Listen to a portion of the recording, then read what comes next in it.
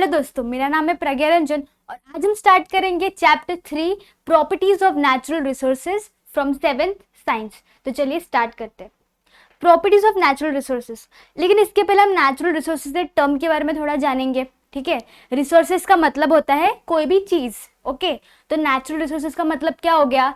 चीजें जो हमें मिलती है किधर से? नेचर से। तो जो भी चीजें हमें नेचर से मिलती है उसी को हम बोलेंगे नेचुरल रिसोर्सेज। ये टॉपिक का डिटेल हमने चैप्टर 1 में देखा था। नेचुरल रिसोर्सेज हमने 3 एग्जाम्पल भी देखे थे, एयर, वाटर एंड सॉइल। ठीक है, हमने उस चैप्टर में तो एयर, वाटर एंड सॉइल अच्छे से पढ़ा था एकदम। इस चैप्टर में हम उन तीनों की प्रॉपर्टीज देखेंगे। ठीक है, तो इस वजह से हम नेचुरल रिसोर्सेज की प्रॉपर्टीज देखेंगे। तो हमारा पहला प्रॉपर्टी है प्रॉपर्टीज ऑफ एयर। अब एयर तो वी ऑल नो हर जगह प्रेजेंट होता है, भले हम उसको देख नहीं सकते लेकिन हम उसको फील तो कर सकते हैं, राइट? हम देखो इधर मैं इधर देखूंगी तो हर जगह एयर होगा। ठीक है, when we inhale air is taken in through the nose. Even हम जब इनहेल करेंगे मतलब हम ऑक्सीजन इनहेल करते हैं तो वो हमारे नोज के थ्रू अंदर जाता है। ठीक है, if we blow our on our hand through our lips we can feel the air. अगर मैंने अपने लिप्स से इसको ब्लो किया अपने हैंड पे तो I can feel the air. आप करके भी देख सकते हो उसको। जब आप ब्लो करोगे तो आपको आपके हाथ पे फील होगा कि हाँ एयर प्रेजेंट होती है। ठीक है, तो एयर ये होता है। फिर air is a homogeneous mixture. Air कैसा मिक्सचर होता है? Homogeneous mixture. मतलब अगर एयर में बहुत कुछ प्रेजेंट होता है। ठीक है, हमने पहले चैप्टर में देखा था उसके क्या क्या प्रेजेंट होते हैं, oxygen, carbon dioxide, nitrogen dioxide, ये सब हमने देखा था। उसके परसेंटेज की कितने अमाउंट में ऑक्सीजन प्रेजेंट है या जो भी। तो एयर क्या होता है? बहुत सारे गैसेस का मिक्सचर होता है, लेकिन वो मिक्सचर कैसा होता है? होमोजीनियस। होमो का मतलब होता है सिमिलर, सेम मिक्सचर। ऐसा क्यों बोला है? क्योंकि अगर मैंने आपको बोला कि आप मेरे को बोलो कि एयर में कितना ऑक्सीजन प्रेजेंट है, कितना मतलब इतना मैं बोलूँगी ये रूम में जितना एयर है उसमें आप मुझे बताओ कि कितना ऑक्सीजन है या कितना कार्बन डाइऑक्साइड है। तो क्या आप डिफ्रेंशिएट कर पाएंगे? नहीं कर सकते, क्योंकि वो होमोजेनियस मिक्सचर होता है। सॉल्ट एंड वाटर की अगर मैं बात करूँ तो मैं नहीं बता सकती कि मैंने कितना अमाउंट ऑफ नमक उसमें डाला है, क्योंकि वो अब मिक्स होके एक सिंगल मिक्सचर बन गया है, तो मैं उसको डिफ्रेंशिएट नहीं कर सकती। सेम वे में आप एयर को भी डिफ्रेंशिएट नहीं कर सकते कि उसमें कितना ऑक्सीजन है, कितना कार्बन डाइऑक्साइड है। इस वजह से बोला है कि air is a homogeneous mixture. ठीक है, air has weight and air is a mixture of gases, therefore like all other matter it has mass and weight. अब इसको हम एक एग्जाम्पल के मदद से समझेंगे। ये एक्सपेरिमेंट आपको परफॉर्म आप घर पे कर सकते हो। आपको क्या करना है? एक स्टिक लेना है, एक कोई भी स्टिक लेनी है, उसमें से 2 एंड पे आपको बलून्स को फुला के टाई करना है। 2 बलून्स को फुगाना है और दोनों के एंड्स पे टाई करनी है। ठीक है, आप देखोगे तो दोनों इक्वल ही रहेगा। पहले इसमें आप दोनों देखोगे तो दोनों भी इक्वल लेवल पे रहेगा। उस दोनों में से आप एक बलून को फोड़ दो। ठीक है, एक बलून को फोड़ दोगे तो जो बलून जो नहीं फूटा है वो ऐसे चला जाएगा। ठीक है, इसका मतलब क्या होता है? एयर का कुछ वेट हुआ, वजन हुआ तभी तो वो नीचे गया, तभी तो उसमें कुछ है, तभी तो वो नीचे गया। तो इस वजह से एयर हैज वेट। ठीक है, और air is a mixture of gases, therefore like all other matter it has mass and weight. Air is a mixture of gases. Air matter है। ठीक है, मैटर क्या होता है? जिसका कोई मास और वेट होता है। तो एयर भी हमारा मैटर हुआ, तो एयर के पास भी मास होता है और वेट होता है। उसका कुछ मास हो गया और उसका कुछ वेट हो गया। ये एक दूसरी प्रॉपर्टी है। पहला हो गया कि इट कैन मतलब वो हर जगह प्रेजेंट होता है और हम उसको फील नहीं कर सकते। ठीक है, तो हम उसके बाद हमने देखा कि इट हैज़ वेट होता है, उसमें कुछ मास होता है। हमने उसको एग्जाम्पल की मदद से भी समझा इजीली। ये आप घर पे कर सकते हो तो आपको मालूम पड़ेगा। फिर थर्ड प्रॉपर्टी होती है कि air occupies space. Air space occupy करता है। इसको मैं इसको बताती हूँ। देखो,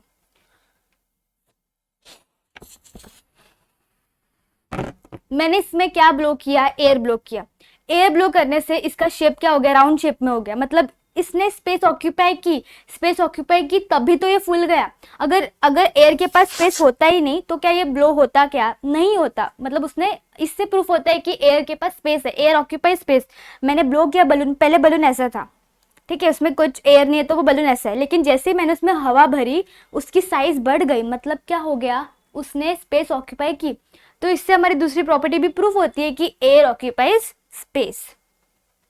फिर है the molecules of the gases in the air are in constant motion. When this molecule strike on a body they create pressure on the body.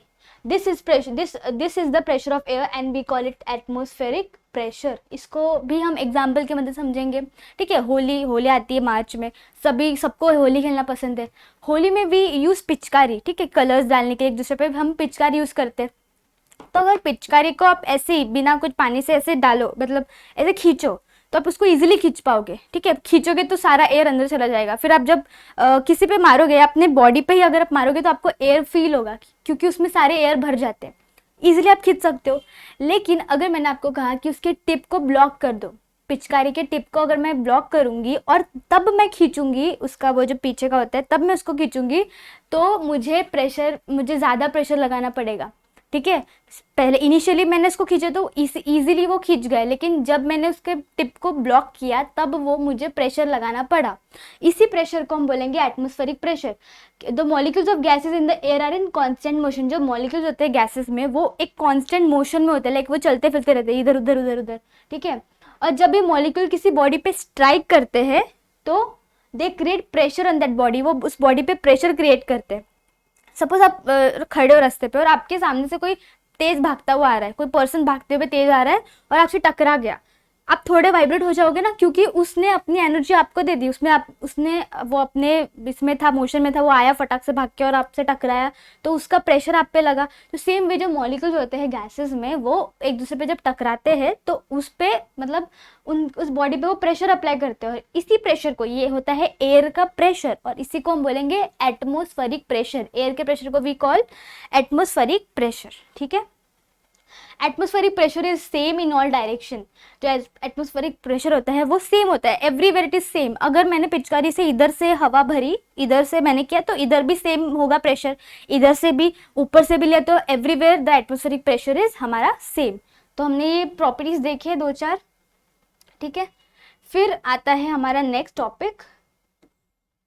ठीक है, तो हमारे एक ग्रेट साइंटिस्ट थे जिनका नाम था बर्नौली। इन्होंने एक प्रिंसिपल लाया था, ठीक है, साइंस को इन्होंने एक प्रिंसिपल दिया था। इन्होंने क्या कहा था, the pressure of air decreases when its velocity increases.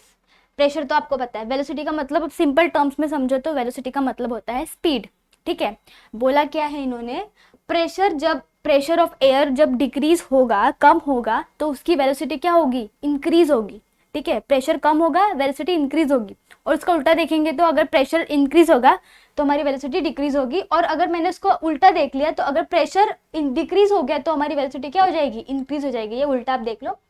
If a body is moving through air, the air pressure decreases perpendicular to the direction of the motion. ठीक है, ये पहला पॉइंट आपको समझा कि जब प्रेशर इंक्रीज होगा वेलोसिटी क्या हो जाएगी, कम हो जाएगी, और उसका उल्टा एंड वाइस वर्सा।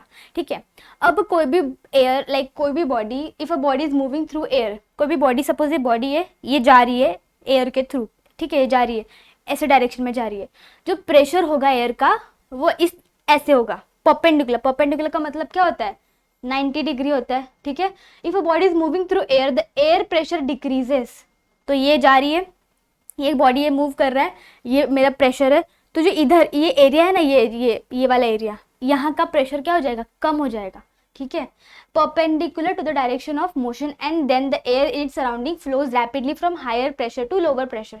ठीक है, तो जो हमारा फिर प्रेशर इधर का कम हो जाएगा, तो जो हमारा एयर है वो कहाँ से कहाँ फ्लो होगा, कोई भी चीज़, नॉट ओनली एयर, कोई भी चीज़ दुनिया में हायर टू लोअर हमेशा फ्लो करता है, higher level to lower level. तो जो हमारा एयर है वो कहाँ से कहाँ फ्लो होगा, हायर टू लोअर। क्या मैंने बताया, कोई भी बॉडी जब मूव होगी एयर में तो जो उसका प्रेशर है which is in perpendicular direction, वो क्या हो जाएगा, इधर का एयर प्रेशर क्या हो जाएगा, कम हो जाएगा। ठीक है, क्योंकि इधर की वेलोसिटी ज़्यादा है।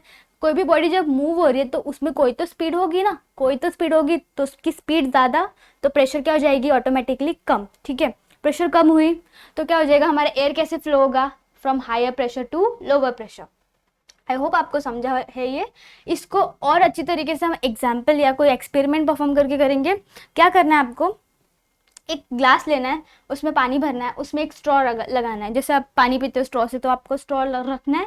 आपको एक और स्ट्रॉ लेना है जो कि होगा परपेंडिकुलर डायरेक्शन में। ये देखो, एक ये स्ट्रॉ है और एक दूसरा स्ट्रॉ है, ये दोनों एक दूसरे से परपेंडिकुलर, मतलब 90 डिग्री के पोजिशन पे। तो क्या करना है, लगाना है, क्या करना है फिर, on blowing through the straw, on blowing through the straw, the air at its open end is pushed away and hence the pressure of the air at opening goes down.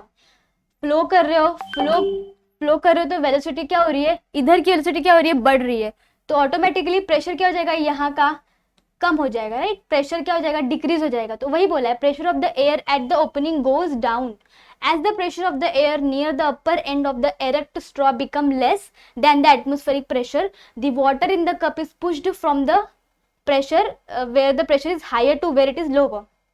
ठीक है, यहाँ प्रेशर ज्यादा है, ठीक है, तो पानी सारा प्रेशर इधर आ जाता है, हम ब्लो करेंगे तो सारा प्रेशर कहाँ होता है, नीचे आ जाता है, ठीक है, इधर तो प्रेशर, तो इधर का प्रेशर क्या हो गया, इधर का प्रेशर हो गया हायर, ठीक है, और ऊपर का प्रेशर क्या हो गया, लोअर। क्यों हुआ ऐसा, क्योंकि यहाँ वेलोसिटी ज्यादा है, हमारी वेलोसिटी ज्यादा तो प्रेशर कम, वेलोसिटी कम तो प्रेशर ज्यादा, इस वजह से इधर प्रेशर क्या है हमारा, हायर है।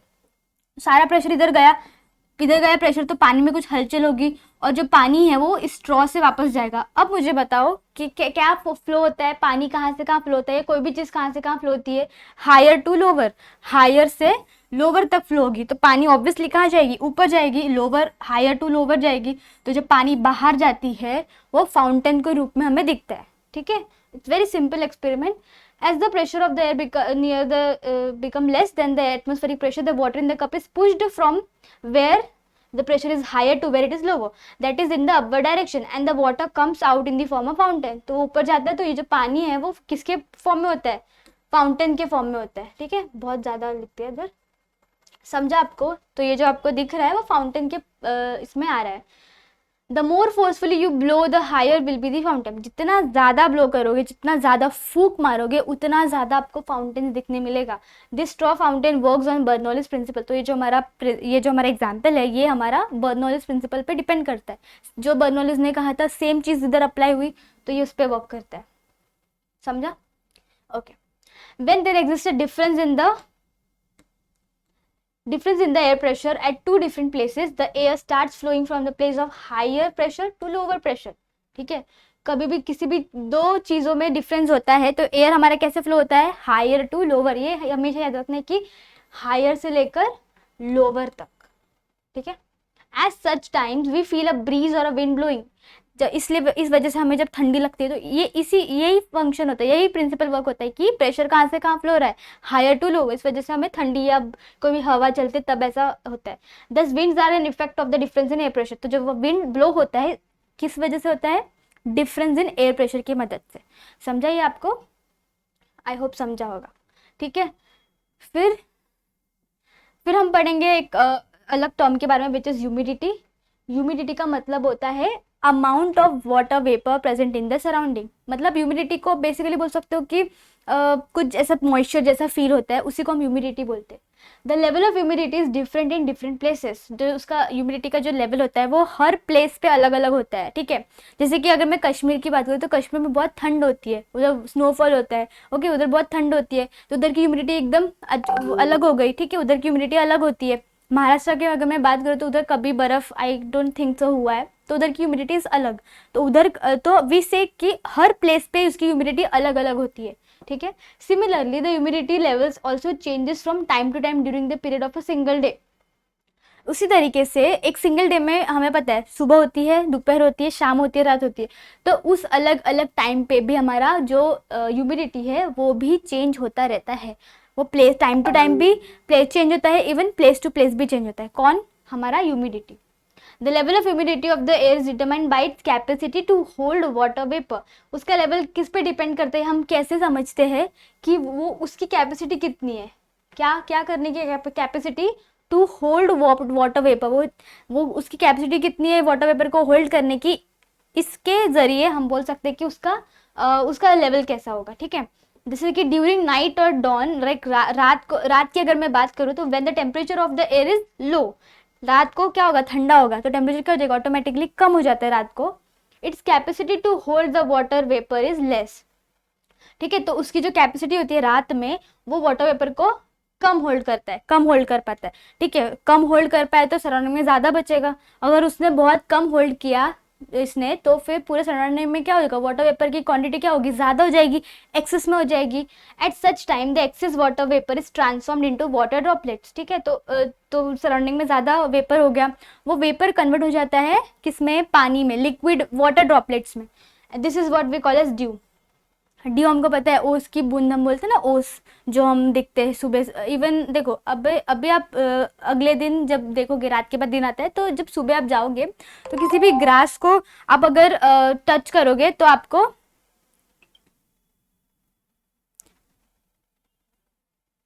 किसी भी ग्रास को अगर आप टच करोगे तो यू कैन सी कि उस पे एक वेटनेस होगा। ऐसा क्यों होता है? क्योंकि वो जो वेपर होता है वो किस में ट्रांसफॉर्म हो जाता है, वो पानी ड्रॉप वाटर ड्रॉपलेट्स में ट्रांसफॉर्म हो जाता है। इस वजह से वो जो पत्ते होते हैं उसमें आप बूंदे देखोगे, वो इस वजह से ही होता है।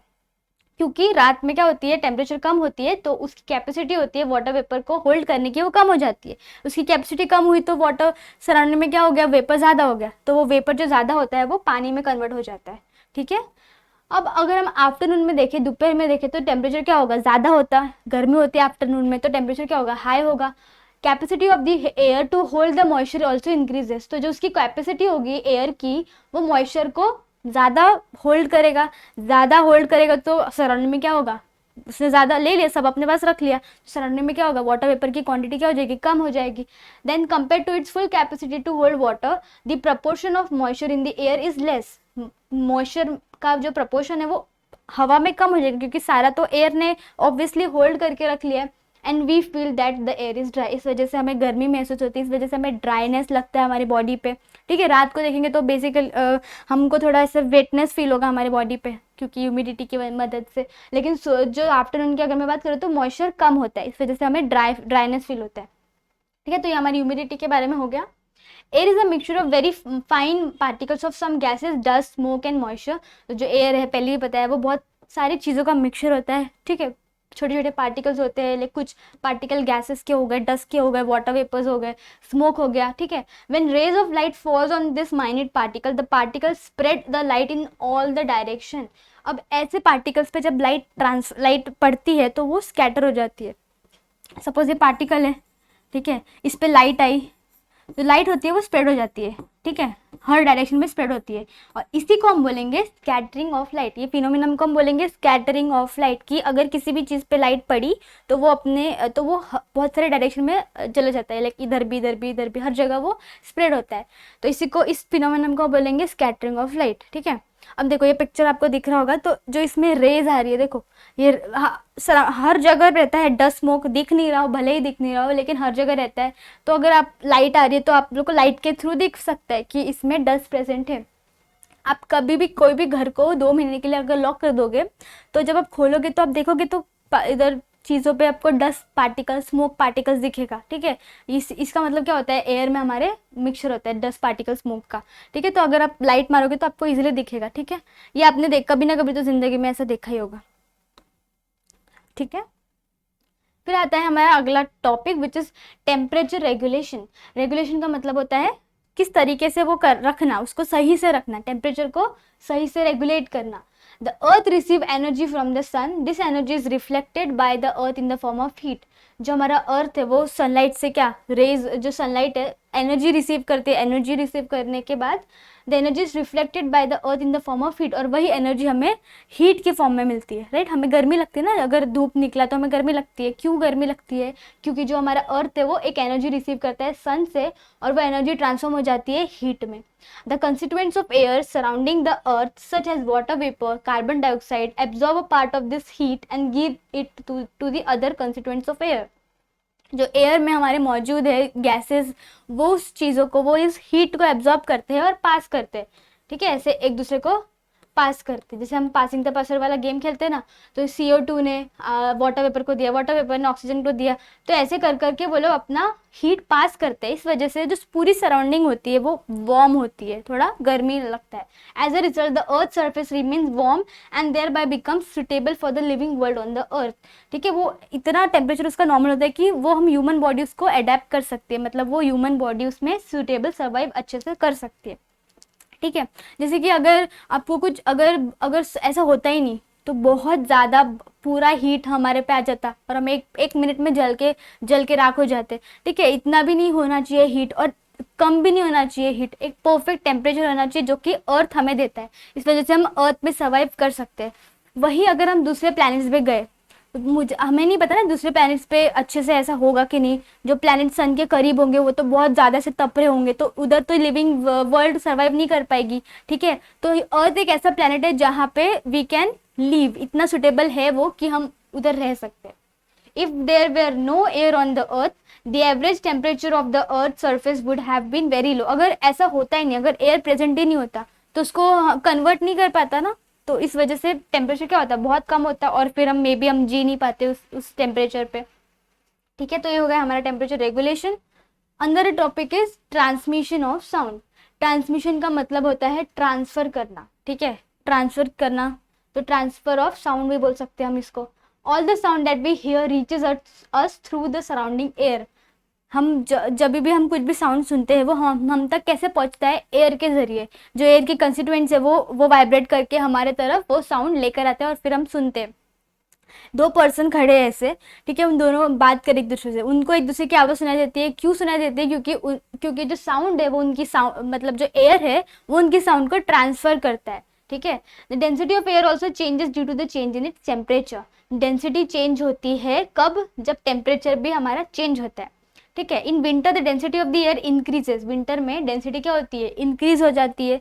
इस वजह से जो सुबह सुबह जो अगर हम जो ट्रेनें जाएंगी सुबह सुबह, तो विसल जो आवाज़ होती है ना, ट्रेन की जो आवाज़ होती है विसल, वो हमें क्लियरली सुनाई देता है, सीटी उसकी क्लियरली सुनाई देती है। लेकिन ये कब होता है? सिर्फ विंटर में होता है, क्योंकि उधर विंटर में डेंसिटी ऑफ एयर कम ज़्यादा हो जाती है, इस वजह से हमें वो क्लियरली सुनाई देता है। Air is useful as a medium for the transmission of sound. तो air is act as a medium, मतलब एयर जरिया होता है साउंड को पहुंचाने के लिए हम तक। लेकिन अब अगर देखो, एयर तो ये कर सकता है, लेकिन अगर मैं पानी का बोलूँ तो आप अंडर वाटर में जाओगे तो आप नहीं सुनाई देगा आपको आवाज़, क्योंकि water is not a good medium for transmission of sound. लेकिन एयर हमारा अच्छा मीडियम है। ठीक है, तो ये हमारा हो गया एयर के बारे में। हमने प्रॉपर्टीज देख लिए एयर के, क्या क्या प्रॉपर्टीज देखे। ठीक है, अच्छे से हमने समझ लिया। दो टर्म्स हमने देखे, transmission of sound, temperature regulation, फिर हमने ह्यूमिडिटी भी देखा। ठीक है, तो ये सब हमने आज देख लिया। अगला जो है प्रॉपर्टीज ऑफ वाटर, वो हम देखेंगे अपने अगले लेक्चर्स में। मिलते हैं हम आपको अगले वीडियोज में। ठीक है, तब तक अगर आपको यहाँ तक समझा तो ठीक है, अगर नहीं भी समझा होगा तो आप मुझे कमेंट सेक्शन पे क्वेश्चन पूछ सकते हो, मैं आपको ज़रूर बता दूंगी। ठीक है, तो अगर वीडियो में आपको मज़ा आ रहा होगा तो लाइक करना, शेयर करना और सब्सक्राइब करना। Thank you.